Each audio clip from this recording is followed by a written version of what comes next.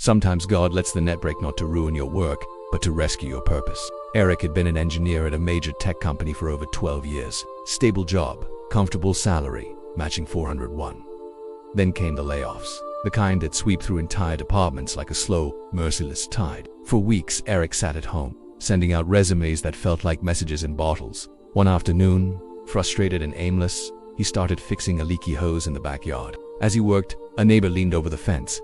"You ever thought about doing irrigation full-time? I know some people who'd pay you to redesign their garden systems." He laughed it off.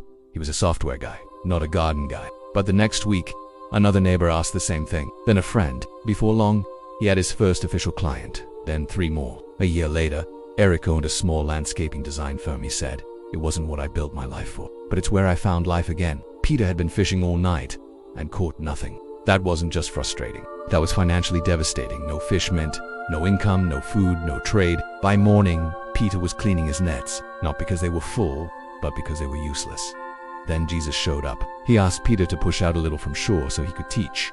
Peter obliged. After teaching, Jesus told Peter something ridiculous: put out into deep water and let down the nets for a catch. Peter responded the way many of us do when we're exhausted and life hasn't gone our way. We've worked hard all night and haven't caught anything, but because you say so, I will. And what happened next changed Peter's entire life. They caught such a large number of fish that their nets began to break. Think about that. They weren't unfaithful fishermen. They had worked hard. They weren't doing anything wrong. They were doing what they knew. But nothing happened until Jesus stepped in. And even then, the nets didn't hold. They began to tear. Because this wasn't about fish, it was about calling. Sometimes we think our plans falling apart means we did something wrong. But in Jesus' economy, brokenness is often the birthplace of purpose. Your career might break, your relationship might end, your image might crumble.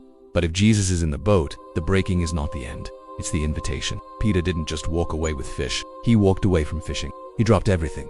Fish, nets, success, career, and followed the one who saw more in him than a boat and a business. You might not be hauling fishbot. Maybe you're hauling invoices, lesson plans, or student loan debt. And maybe the job that once gave you meaning is gone. Or the dream you carried for years just crumbled like wet paper. Or the plan, the 5-year pin. That might be exactly where Jesus meets you. Not with condemnation, but with a new invitation: come with me. There's more than this. You were made for more than this net. Notice this. Jesus didn't bless the nets so Peter could keep fishing better. He broke the nets to call Peter into a new story. Sometimes the success you're chasing is too small for the size of your soul, and Jesus breaks the net not to punish your effort, but to call out your destiny. Discussion questions. Have you ever experienced a moment when your plans completely fell apart? How did you respond? Can you relate to Peter's exhaustion and reluctance? What kept you letting down your net despite discouragement?